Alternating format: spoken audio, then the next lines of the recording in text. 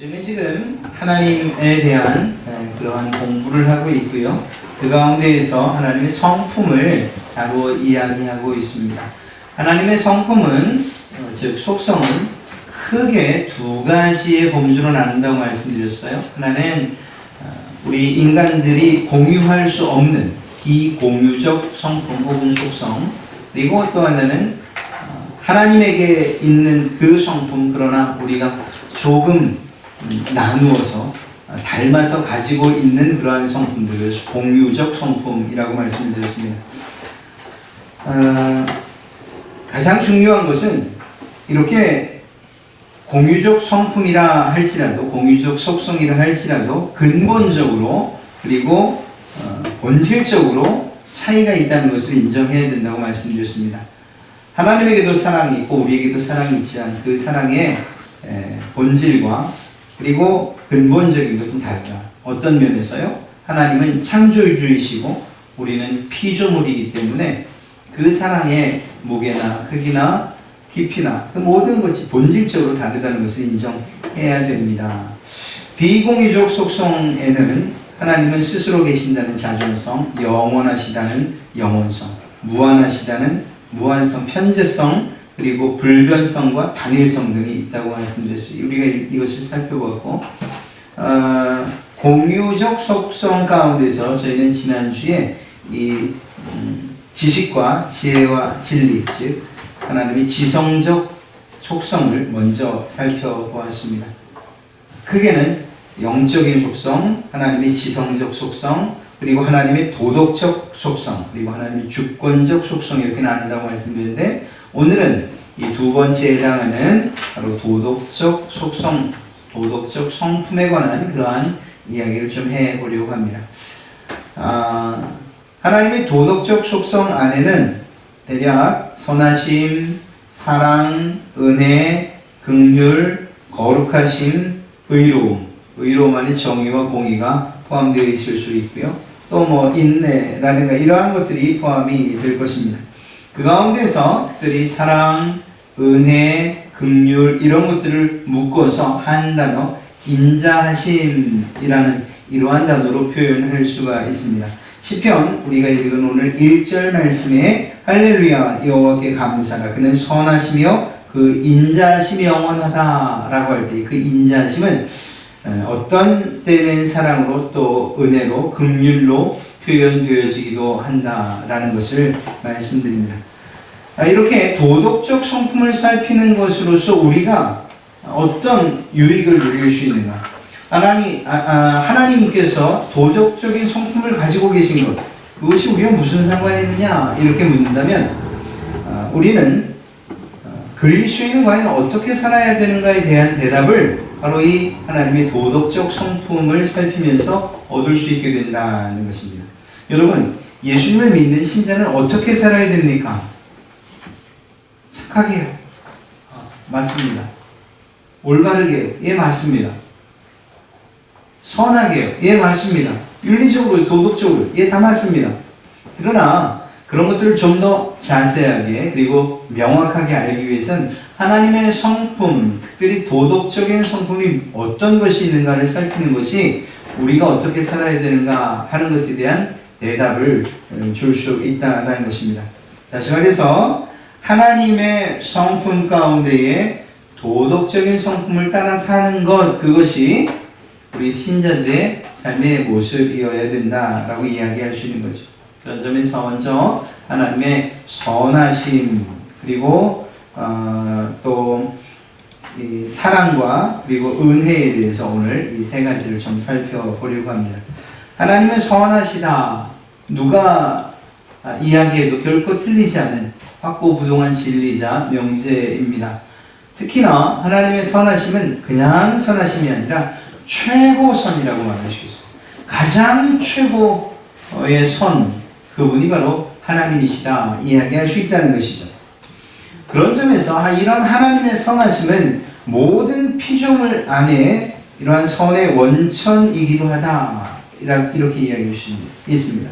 여러분들이 선한 생각들, 선한 행동들, 또 선하게 살아야겠다는 의지들을 가질 때 그 선함은 무엇으로부터? 하나님의 선함을 원천 삼아서 우리는 그 선함을 표현하면서 살겠다 이렇게 다짐하게 된다는 것이죠. 그러니까 우리의 선의 기준은 하나님 그분의 완전하신 선, 그것이 모델이 되어야 된다. 비록 그렇게 똑같이 닮아 살 수는 없을 것입니다만 그렇다는 것입니다. 피조물의 자연적이고 도덕적이고 영적인 선의 모든 원천은 바로 하나님으로부터 기원된다는 사실이에요. 그러니까 하나님보다 더 선한 것이 없어요. 우리가 세상을 살면서 어떤 친구들 또 혹은 어떤 사람들을 바라보면서 참 저 사람은 선하다 라고 말해도 그 선은 하나님의 선과는 비교할 수 없다는 사실을 우리는 알아야 됩니다. 그러니까 마치 나를 정말 자랑하기 위해서 하나님과 비교한다거나 하는 이러한 것들은 있을 수 없는 그러한 일인 것을 알 수가 있죠. 여러분, 이 선이라는 것이 과연 무엇을 의미할까요? 선하다. 누군가에게 선하게 행동한다. 저 사람 참 선한 사람이다 라고 말할 때 그것은 어떤 한 문장으로 이야기한다면 윤리적인 면에 있어서 상대방에게 유익을 주는 이러한 행동들, 이러한 마음들, 이 모든 것들을 선이라고 이야기할 수 있어요. 선하다라고 할 때에 어떤 상대방에 있어서 유익을 줘야 된다는 거예요. 어떤 면에 있어서든지. 이것이 선한 사람의 특징이에요. 선하다라고 말하는데 상대방이 불쾌감을 느낀다거나 아니면 손해를 본다거나 하는 이러한 일들이 있다면 그 사람 스스로 선하다고 말하는 것만으로는 자신의 선함을 증명할 수는 없는 거예요. 선함은 내가 증명하는 것이 아니라 다른 사람들, 주변에 있는 사람들이 저 사람은 참 선해. 다른 말로 하면 윤리적인 부분에 있어서 모든 사람들에게 모범이 되고 그리고 유익이 돼. 이렇게 말하는, 그렇게 인정받을 때 그 선하다라는 말이 분명한 그 선하다라는 것이 이렇게 증명되어지는 것일 것입니다. 특별히 하나님의 선하심을 이야기할 때에 그 하나님의 선하심은 이런 관점, 앞에서 유익이라는 관점에서 볼 때 이 하나님의 선함은 모든 피조물들에게 모든 피조물의 유익을 위해서 호의를 베푸시는 그러한, 그리고 또 관대하게 행하시는 그러한 모습을 하나님의 선하심이라고 이야기할 수 있습니다. 하나님께서 선하십니까? 예, 그렇습니다. 그것을 어떻게 할 수 있을까요? 하나님의 다스리심은 언제나 그 모든 피조물들에게 유익함으로 나타나기 때문이다. 이렇게 이야기할 수 있는 것이죠. 하나님은 그 어떤 피조물에게도 호의를 베푸시고 관대하게 행하신다는 것입니다. 그래서 그들이 유익을 얻도록 말입니다. 물론 하나님의 공의의 성품으로 들어가게 되면 조금 다른 측면으로 살피게 되겠지만 근본적으로 하나님의 선하심은 유익을 주고 그리고 모든 사람들에게 호의와 관대함을 베푸시는 것으로 나타난다. 이렇게 이야기할 수 있는 거죠. 마가복음 10장 18절 말씀을 보면 예수께서 이르시되 내가 어찌하여 나를 선하다 일컫느냐 하나님 한 분 외에는 선한 이가 없느니라. 하나님만이 선하시다는 거예요. 그래서 지고선, 최고의 선 이렇게 이야기할 수 있는 것이죠. 그래서 그 하나님으로부터 모든 피조물들은 유익을, 실제적인 유익을 누린다. 그렇기 때문에 모든 신자들은, 아니 모든 피조물들은 이러한 하나님의 선하심을 찬송해야 되는 거예요. 이유가 뭘까요? 하나님께서 그 선하심으로 모든 피조물들에게 이익과 유익을 베풀어 주고 계시기 때문이죠. 그러니까 그러한 도움을 받고 그러한 이익을 얻는 사람들, 그 모든 피조물들이 하나님을 찬송하는 것은 당연한 일인 것이죠. 하나님의 선하심을 아는 사람들은 어떻게 살아야 되느냐 묻는다면 이웃과 다른 사람에게 하나님의 선을 본받아 그 선함으로 관계를 맺으면서 살아야 되는 거예요. 하나님께는 정말 선함으로 말미암아, 하나님의 선함으로 말미암아 이익을 얻고 유익을 얻으며 살면서 다른 사람에게는 그들의 이익이 아니라 내 이익과 유익을 위해 산다면, 그러면 하나님은 내게 선하게 대하셨지만 나는 그에게 선하게 대하는 것이 아닌 거죠. 그러니까 우리 그리스도인들, 특별히 하나님의 형상을 담고 사는 그 회복된 형상을 담고 사는 사람들, 예수 그리스도의 제자와 예수 그리스도의 삶을 따라 사는 우리들이라고 한다면 하나님께서 우리에게 베푸신 그 선함을 다른 이들과 타인들에게 나누어 주면서 베풀면서 살 수 있어야 되는데, 그런 점에서 세상은 비록 야 착해서 선해서 어떻게 세상 살아갈 만하냐, 그렇게 해서 그렇게 바보스러워서 라고 말한다 할지라도 적어도 예수 믿는 우리들은 선해야 돼요. 다른 사람들에게 선하다라는 이러한 인정을 받아야 돼요. 여러분, 예수 믿는데 야 정말 독해, 어쩜 저렇게 독할까, 이런 이야기 들으셔야 되겠습니까? 아니죠. 갈릴리 교회 성도들은 그냥 얼굴에 선하다 이렇게 써있어, 이런 이야기를 들어야죠. 이게 뭐 줏대가 없다, 아니면은 그냥 흐리멍텅하다, 이런 의미가 아니에요. 내 것을 진정 손해보면서도 다른 사람들의 유익을 위해서. 사실 예수님, 하나님의 선하심은 어디에서 절정을 이룰까요? 예수 그리스도를 손해보시면서까지, 자기의 아들을 죽이시면서까지 우리들에게 베푸신 호의에서 나타나죠. 그래서 하나님은 선하시다, 이렇게 이야기할 수 있는 것입니다. 특별히 이 선하심이 그 대상에 따라서 사랑으로 혹은 은혜로, 긍휼로, 인내로 이렇게 표현되기도 합니다. 그런 점에서 하나님의 사랑을 먼저 좀 살펴보죠. 하나님의 사랑이시다라는 이러한 이야기는 너무나도 우리가 자연스럽게 접한 그러한 명제예요. 요한 사도도 그렇게 말하고 있습니다. 하나님은 사랑이다. 하나님에게는 사랑이 있다, 이게 아니에요. 하나님은 저 사랑이셔요. 같은 이건 뗄 수 없는 그러한 관계고, 그냥 사랑 그러면 그 사랑이 바로 하나님이시다, 이렇게 이야기할 수 있다는 것입니다. 하나님의 사랑은 하나님의 선하심에 대한 가장 넓은 의미의 표현이라고 말할 수 있어요. 하나님은 선하시다라고 할 때 그 선하심이 어떤 방식으로 나타나느냐? 사랑으로 나타나는. 이걸 바꿔 이야기하면 여러분들이 하나님의 선하심을 닮아 살아가겠다라고 할 때는 그저 얼굴에 선한, 그리고 웃는 얼굴, 이 정도로 그치는 것이 아니라 실제적인 타인을 향한 사랑으로 나타나야 된다는 걸 이야기합니다.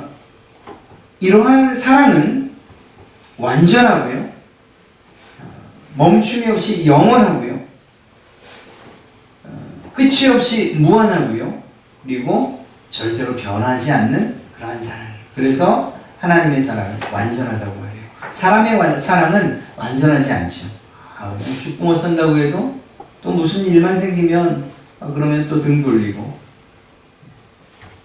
그래서 남이 되기도 하고, 또 때로는 남이 될 수 없는 상황에서는 그냥 애증의 관계를 갖고 계속 살아가는 이러한 일들도 있고요.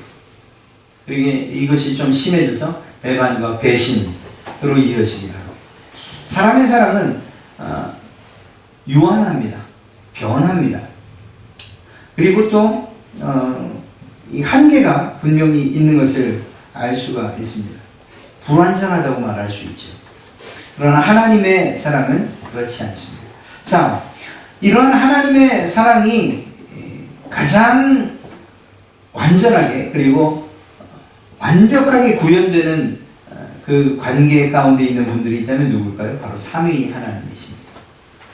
성부 하나님, 성자 하나님, 성령 하나님, 이 세 분이 사랑이셔요. 사랑의 관계를 맺고 있다, 이것이 아니고 그냥 그 세 분이 사랑이셔요. 그래서 그분들이 하는 모든 일들은 이 사랑으로부터 발현되는 것이라고 말할 수 있는 거예요.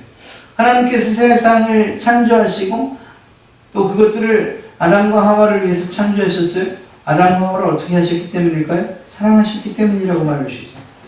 하나님께서 죄 지은 모든 인간들을 구원하시고자 하시는 계획을 세우셨어요. 이유가 뭘까요? 사랑하시기 때문이에요. 그러니까 하나님께서 하시는 모든 일들은 사랑으로부터 기인하여서 행동되어진다는 거예요. 계획되어진다는 거예요. 그러면 하나님만 그런가? 그렇지 않죠. 하나님께서 세우신 구속의 계획을 누가 이루셨다고요? 예수 그리스도께서 이루셨어요. 예수님께서 그 구속을 이루시고 완성하실 때, 십자가와 또한 부활을 통해 완성하실 때 억지로 정말 하기 싫은데 하나님이 하라고 하니까 내가 어쩔 수 없이 한다 이렇게 하셨을까요? 아니죠. 그분의 고난으로부터 십자가의 죽으심, 이것은 하나님께서 우리를 사랑하여서 이러한 계획을 세우셨던 것만큼이나 예수님께서 우리를 사랑하셔서 이 일을 스스로 이루신 거예요. 이 땅에 오심도 예수 그리스도의 뜻이고 사랑하심 때문에 이 땅 가운데서 사신 것도, 고통당하신 것도, 십자가에 죽으신 것도 바로 저와 여러분을 사랑하시는 그 사랑 때문에 그 일을 감당하신 거예요. 성육신, 가장 치욕스러운, 예수님께 있어서는, 하나님께 있어서는 가장 치욕스러운 단어라고 할 수 있어요. 가장 부끄러운 단어. 왜일까요? 지어진 피조물의 모습으로 오는 것인데 그것만큼 부끄러운 일이 어디 있겠어요? 그러니까 예수님의 낮아지심, 그 낮아지심은 이 땅에 태어나시는 바로 그 일로부터 시작해서 그 절정은 십자가에서 이루어졌다 이야기할 수 있어요. 그런데 이러한 모든 고통과 고난과 조롱과 이 희롱들을 왜 당하셨냐고요? 무엇으로부터 시작된 것입니까?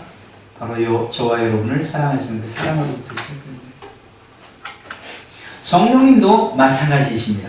성령님께서 행하시는 일들은 위로하고 격려하고 또 때로는 책망하기도 하고 때로는 꾸짖기도 하시고 우리 마음을 감동시키기도 하시는 이러한 모든 성령의 역사, 그래서 예수 그리스도께서 이루신 그 구원을 우리에게, 여러분에게 적용시키실 때에 그 적용시키심은 무엇으로부터 시작된 것입니까? 역시 사랑으로부터 시작된 것이에요. 그래서 이 세 분은 사랑이시고, 그리고 그 사랑은 하나님에게서, 예수 그리스도에게서, 성령에게서 동일하게, 동일한 무게, 동일한 부피, 정말 동일한 무한함으로 우리에게 베풀어지고 있다는 사실을 알 수가 있습니다. 그리고 이렇게 삼위의 하나님 사이에서의 사랑은 우리 신자들이 어떻게 살아야 되는가에 대한 모델이 되는 거예요. 삼위일체 하나님께서 그렇게 사랑하시고 그 모든 행동들과 계획과 그리고 그 움직이심, 일하심이 사랑으로부터 기인했다라고 한다면 그분을 섬기는 바로 우리들 모든 신자들, 하나님 사랑, 하나님과의 관계 가운데서, 신자들과의 서로의 관계 가운데서 사랑해야 된다. 우리의 사랑의 모델이 바로 삼위 하나님의 사랑이시라는 사실을 우리는 알 수가 있습니다. 그래서 성경에 요한복음 15장 9절부터 10절에 이렇게 말하고 있죠. 아버지께서 나를 사랑하신 것 같이 나도 너희를 사랑하였으니 나의 사랑 안에 거라. 아버지께서 예수 그리스도를 사랑하신 거죠. 예수님께서는 그 사랑의 모델을 따라서 제자들을 사랑하셨다라고 이야기하고 있어요. 그리고 내가 아버지의 계명을 지켜 그의 사랑 안에 거하는 것 같이 너희도 내 계명을 지키면 내 사랑 안에 거하리라. 서로 하나님의 계명을 지키면서 할 때에 그 사랑 안에서 그 사랑의 관계를 유지하며 살아갈 수 있다고 말하고 있는 것이죠. 자, 이것은 바로 삼위 하나님 사이에서의 완전한 사랑이에요. 그리고 이것뿐만 아니라 하나님은 모든 피조물들을 사랑하십니다. 모든이에요. 악인이나 선인이나 택한 자나 그렇지 않은 자, 사나운 짐승이나 약한 정말 돌봄을 받아야 될 짐승이나 풀이나 혹은 꽃이나 나무나 그 어떤 것도 하나님의 이러한 일반적인 사랑으로부터 벗어나 있는 것은 없어요. 하나님께서 들의 백합화도 키우시고 가꾸시고 그래서 꽃을 피우게 하시는 것이죠. 모든 자연만물들은 하나님의 섭리, 하나님의 다스림 안에, 통치 아래 있다는 사실이에요. 하나님의 통치의 방식은 사랑으로 다스리시죠. 그러니까 이 세상에 있는 그 어떤 피조물도 하나님의 사랑, 그 사랑을 벗어나서 그 사랑 밖에서 살고 있는 이 피조물들은 없다는 거예요. 왜일까요? 하나님께서 사랑으로 지으신 세상이기 때문에 말입니다. 안타까운 것은 이런 하나님의 사랑을 닮아 살아야 될 우리가 이 자연을 정말 잘 보호하지 못하는 이러한 안타까운 일들이 있죠. 예수님께서 하나님께서 창조주로서 이 세상을 유지 보존하시며 그 사랑으로 보살피시는 이러한 마음으로 우리가 자연을 대할 수 있다면 얼마나 좋겠습니까? 그리고 실제로 우리 성도들은 신자들은 그렇게 해야 돼요. 그래서 이렇게 지금 요즘 우리 세상 가운데서 재활용이라든가 아니면 쓰레기 수거해오는 일들이라든가 아니면 버리지 않는 일들, 다른 사람들은 경범죄에 해당해서 내가 정말 벌금 물기 싫어 지킨다 이렇게 말할지라도 우리들은 하나님께서 이 세상을 사랑으로 다스리고 유지하고 보존하시니 하나님의 백성인 우리 청지기들이 마땅히 이 세상을 그렇게 사랑하고 또 돌보는 건 당연하지. 그래서 길을 가다가도 쓰레기를 주술 수 있는 거고, 또 산길을 가다가 누가 버린 그런 비닐 조각들 주워서 내려올 수 있는 거예요. 아유, 어쩐 놈이 이렇게 버렸어. 그냥 이렇게 지나가는 게 아니고, 그런 수고들을 통해서 하나님께서 이 세상을 관리하시고 유지하시고 보존하시는 것을 우리가 그 사랑을 본받아서 우리도 할 수 있어야 되는 거죠. 또 한 가지는 모든 피조물이 아니라 신자들을 향한, 신자들에 대한 하나님의 특별한 사랑이 있습니다. 그래서 특별 은총이다 이렇게 표현할 수 있어요. 무엇일까요? 하나님께서 선택하시고 당신의 백성들, 그 선택한 백성들을 위하여 예수 그리스도를 이 땅에 보내시어 구원하시고, 또 그 구원뿐만 아니라 그들을 보호하시고 지키시고 끝까지 책임지시는, 무엇으로부터 시작된 것일까요? 하나님의 특별한 사랑으로부터 시작된 것이라고 말할 수 있는 것이죠. 이 특별한 사랑의 정점에 예수 그리스도가 있고, 그 예수님께서 하신 그 모든 일들이 바로 이 성경에 잘 기록되어져 있는 것이죠. 예수 그리스도의 십자가의 죽음을 통해서 우리를 향한 하나님의 사랑을 우리는 볼 수가 있습니다. 로마서 5장에서 말하는 것처럼 하나님의 사랑은 우리가 그 사랑을 받을 자격이 없을 때부터 나타났다는 사실을 잘 알 수가 있어요. 우리가 연약할 때, 우리가 죄인 되었을 때, 우리가 하나님과 원수 되었을 때 하나님께서 그런 우리를 사랑하셔서 예수 그리스도를 십자가에 못 박으셨다. 성경은 그렇게 이야기하고 있습니다. 우리 성도들, 신자 속에 내주하시는 성령님의 역사를 통해서 하나님의 사랑을 주관적으로 체험했습니다. 이것은 앞서 말씀드린 성경을 통해서 누구에게나 베푸시는 그러한 특별한 은총, 구원의 기본적인 그 도리뿐만 아니라 성령님을 통해서는 A와 B가 다른 형제라 해도, 혹은 사랑하는 부부라 해도 하나님께서 나를 사랑하신다는 것들을 서로 각자 주관적으로 느끼게 하신다는 거예요. 어떤 사람에게는 따스함으로, 또 어떤 사람에게는 일이 해결되는 것들을 통해서, 또 어떤 사람들은 관계들이 정말 잘 풀려지는 이러한 일들을 통해서, 어떤 사람은 정말 기도 가운데, 어떤 사람은 찬송 가운데, 이것은 모두 그 한 사람 한 사람의 주관적인 체험으로 하나님의 사랑을 경험케 하신다. 이거 누구의 역사냐? 성령님의 역사입니다. 그런 점에서 우리는 늘 하나님께 간구해야 돼요. 성령 하나님께서 내게 하나님의 사랑을 나타내 보여주시오. 하나님의 사랑 안에 거하기 원합니다. 오늘도 하나님의 사랑을 느끼며 살기 원합니다. 그걸 누가 느끼게 하냐? 성령 하나님께서 맞춤 사랑, 여러분에게 가장 딱 알맞는 그러한 사랑의 모습으로 여러분에게 베풀어 주시는 누가요? 성령 하나님께서 말입니다. 자, 하나님의 사랑이, 그 하나님의 사랑이라는 이 성품이 우리 신자들에게 어떻게 적용되어야 될까요? 앞서 말씀드린 것과 중복되는 듯 하지만 우리 신자들은, 성도들은 하나님의 사랑을 본받아서 첫째, 하나님을 먼저 최우선적으로, 최고로 사랑해야 돼요. 하나님께서 내게 말씀하셨구나. 내가 정말 사랑이다. 하나님의 사랑이다. 이 사실을 알려주셨구나. 그러니까 내가 사랑해야지. 먼저 나를 사랑하고, 내 가족을 사랑하고, 내 사랑하는 사람 사랑. 이게 틀린 건 아니에요. 그러나 가장 중요한 것은 무엇입니까? 내게 그 사랑을 알게 하신 그 하나님, 모든 사랑으로 나를 사랑한다는 사실들을 이 구원의 역사를 통해서 그 계획과 성취하심과 적용을 통해서 그 사랑을 보여주신 하나님을 사랑하는 것, 이것이 가장 먼저가 되어야 되는 거죠. 할 수만 있다면 우리는 반드시 우선순위를 좀 지켜가야 돼요. 하나님을 사랑하는 것. 마가복음 10장 30절에 내 마음을 다하고 목숨을 다하고 뜻을 다하고 힘을 다하여 주 너의 하나님을 사랑하라 라고 말씀하고 있죠. 네, 그렇습니다. 두 번째는 신자들은 하나님의 사랑을 본받아서 다른 신자들을 사랑해야 돼요. 다른 신자들. 이게 당연한 일이죠. 이렇게 다른 신자들을 사랑하는 것을 통해서 바로 여러분이 예수님의 제자라는 것을 증명할 수 있다. 주님은 그렇게 말씀하셨어요. 누가 묻죠? 아니, 당신 예수님의 제자 맞아요? 예수님 믿는 사람 맞아요? 예수님 그 도를 따르는 사람들 맞아요? 예, 맞습니다. 증명해 보세요. 그 증명을 어떻게 하느냐? 옆에 있는 신자들을 사랑하는 것으로서 증명되어야 됩니다.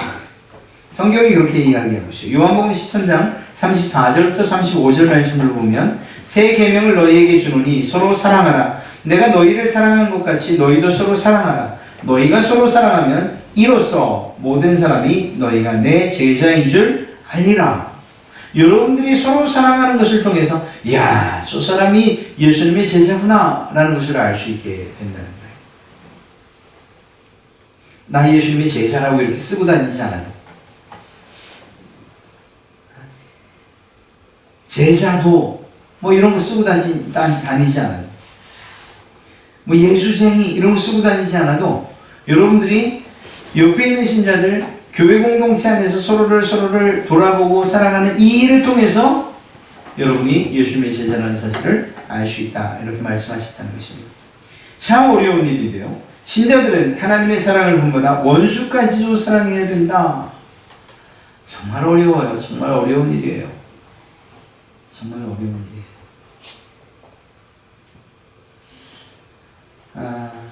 사실 우리가 그런 영화들이나 그런 다큐들이나 이런 것들을 좀 보기 싫어해서 그렇지. 왜냐하면 더 우리의 마음을 흥분시키는 그러한 감각적인 영화들이 더 많잖아요. 그래서 그렇지. 실제로 우리가 기회가 된다면 그리스도인으로서 고난을 당한, 그러면서도 그 고난 중에도 자신을 핍박하는 자들을 위해서 기도하는 성도들의 모습, 이러한 이 간증이 담긴 영화나 혹은 다큐들을 보는 것 좀 유익할 것 같아요. 한 가지 좀 계획하고는 있어요. 이 초청해서 저희가 상영을 하는 그러한 영화인데, 그리스도인의 고난인가, 제가 머리가 안 좋아가지고 분명히 누군가가 보내줘서 보긴 했는데 그 제목이 딱 기억이 안 나네요. 제가 기회가 되면 그런 일들은 예배 시간에 혹은 오후 시간에 이렇게 1시간 집중해서 보는 것만으로도 성도들은 저렇게 원수를 사랑해야 되는구나, 또 그렇게 사랑하는 사람들이 있구나 하는 것들을 우리가 보게 될 거예요. 예수님께서 그렇게 하셨잖아요. 주여 저들을 용서하소서. 야, 그 이야기를 그대로 바로 따라하는 사람이 있어요? 스데반 집사. 그렇지 않습니까? 그러니까 그 일이 불가능한 일은 아니라는 거예요. 아니, 스데반 집사님이 했다면, 또 그리고 우리의 기독교 역사 가운데에서 우리 믿음의 선배들이 죽어가면서 혹은 고난을 당하면서 자신을 핍박하고 아프게 하는 사람들을 위해서 기도했다면, 그러면 우리도 할 수 있는 거죠. 그렇지 않겠습니까? 네, 그렇죠. 그렇습니다. 그래서 참 힘든 일이지만 참된 신자들, 그리고 하나님의 사랑을 분명히 깨달은 자들은 그 사랑을 본보다 원수까지도 사랑해야 된다. 마태복음 5장 44절에 나는 너희에게 이르노니 너희 원수를 사랑하며 너희를 박해하는 자를 위하여 기도하라. 어렵지만 그렇게 해라. 주님도 그렇게 하셨기 때문에. 마지막 하나님의 은혜인데요. 신약 성경에서 가장 중요한, 아니 구원에 있어서 가장 중요한 개념이 무엇이냐, 바로 이 은혜입니다. 기독교의 열쇠를, 이 잠겨진 자물쇠를 여는 열쇠와도 같은 것이 무엇이냐, 바로 이 은혜라는 이 단어입니다. 은혜. 은혜의 본질이 무엇이냐? 먼저 이 은혜라는 것은 호의, 좋은 뜻으로 하는 이 일과 구별되어야 돼요. 왜냐하면 이 호의라는 것은 누군가에게, 제가 여러분들에게 호의를 베푼다는 것은 무엇을 의미하는가 하면, 여러분들이 제가 베푸는 이 좋은 뜻을 받을 만한 자격이나 혹은 조건이나 가치가 있다는 것을 전제로 하고 있어요. 여러분들이 저에게 호의를 가지고 있다는 것은 제가 여러분에게 그 호의를 받을 만한 이유가 있기 때문이라는 거예요. 여러분들 뭘 잘 도와줬다든가, 아니면 여러분들이 저를 잘 도와줬다든가, 아니면 밥을 한 끼를 샀다든가, 그런 식으로라도 뭔가 제게 도움이 있었기 때문에 여러분에게 호의를 갖는 거예요. 그러나 이 은혜는 결코 그렇지 않습니다. 은혜는 오히려 사랑을 받아야 할 아무런 자격이나 조건이나 가치나 권리가 없음에도 불구하고 무조건적으로 베푸는 사랑, 그것을 은혜라고 이야기해요. 즉 은혜는 받을 자격이 없는 사람에게 베풀어 주시는 사랑, 그래서 과분한 사랑, 넘치는 사랑, 이렇게 이야기해 주시는 것입니다. 여러분, 은혜를 선물이라고 이야기하지 않습니까? 선물. 그리고 이 은혜 혹은 선물이라는 이 단어가 가장 잘 어울리는 그 사건이 무엇이냐? 바로 구속사건입니다. 예수 그리스도의 구속사건.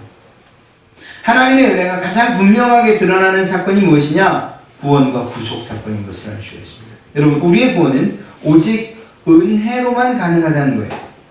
뿐만 아니라 신자의 삶 어느 부분도 은혜가 아닌 것이 없다는 거예요. 이 말이 여러분들에게 정말 잘 이해가 된다면 우리는 그 은혜에 날마다 감사하며 살 수밖에 없어요. 우리의 구원이 왜 은혜로만 되느냐? 왜 선물로만 받을 수 있느냐? 우리가 값을 치를 수 있는 것이 아니기 때문이에요. 여러분,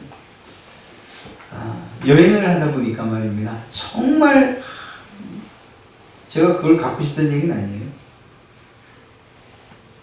시계가 있는데 이 공을 00000 따져보고 환율을 계산해 보니까 1억이 넘어요.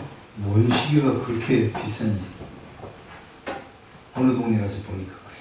물론 수입도 안 될 거예요. 그건 걸려서.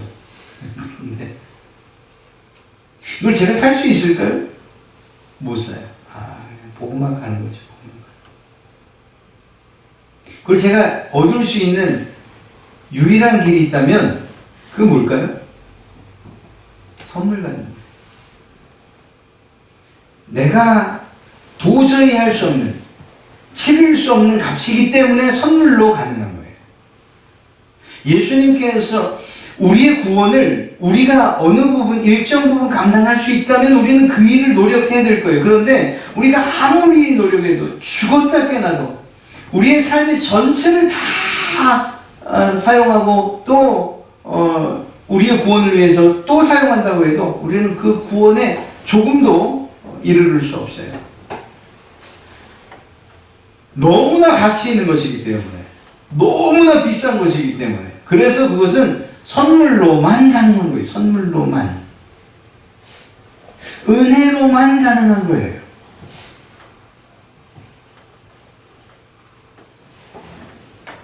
그렇게 우리에게 구원은 주어진 거예요. 그러니까 우리가 그 구원받은 일에 대해서, 그 은혜에 대해서 자랑할 게 없는 거죠. 선물로 자랑하는 것, 선물 자랑입니까? 예, 선물 자랑이죠. 그런데 사실 그 자랑은 그걸 주신 분을 자랑하는 거예요. 내가 이렇게 했더니 이런 선물 받았다. 이것처럼 참 미련한 게 없죠. 그게 아니고 우리가 자랑해야 될 것이 있다면 그것을 주신 분을 자랑하는 것. 그것이 옳은 거죠. 그렇습니다. 선물은 우리의 힘으로 할 수 없어서 너무나도 부족하고 너무나도 연약하고 또 반대로 그 가치가 너무나도 크고 그 값이 너무나도 커서 우리의 힘으로는 도저히 취할 수 없었기에 주님께서 선물로 주신 거예요. 에베소서 2장 8절에 너희는 그 은혜에 의하여 믿음으로 말미암아 구원을 받았으니 이것은 너희에게서 난 것이 아니요 하나님의 선물이라. 하나님께서 선물로 주지 않으면 받을 수가 없는 게 이 구원이 되는 거예요. 이걸 반대했던 사람들이 얼마나 많아요. 무슨 소리? 우리가 면죄부를 가지고서 내 사랑하는 이 연옥에가 있는 내 부모님 또 내 사랑하는 아이를 구원해낼 수 있어 라고 성도들을 속이고 신자들을 속였잖아요. 여러분 생각해 보세요. 그 헌금함에 떨렁 떨어지는 그 몇 푼, 그 동전이 그 동전으로 예수님의 피를 살 수 있다는 게 이게 말이 되는 일입니까? 말이 안 되는 일들을 했던 것들이 했던 시대가 있었어요. 지금도 사실은 마찬가지예요. 우리가 가장 귀한 것들, 정말 내 몸을 불사르고 그 다음에 정말 열정적으로 헌신을 하고 수고를 하고 봉사를 하고 헌신을 한다 해도 그래서 기신하다 정말 병이 난다고 해도 그것 때문에 구원을 얻는 건 아니에요. 예수님의 피의 가치가 우리의 생명과는 비교할 수 없는 것이기 때문에 그래서 그것을 선물로만 받는 거예요. 선물로만. 그렇다면 이러한 은혜에 대한 반응은 무엇이어야 됩니까? 첫째는 앞서 말씀드린 것처럼 감사의 삶을 살아야 돼요.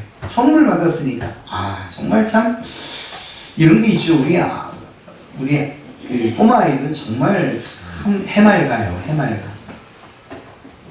아빠 딴에는 정말 좋은 선물, 이거 정말 좋아하겠다. 이거 선물을 다 가지고 와도 자기 마음에 안 맞는 거면 쳐다도 안 봐요.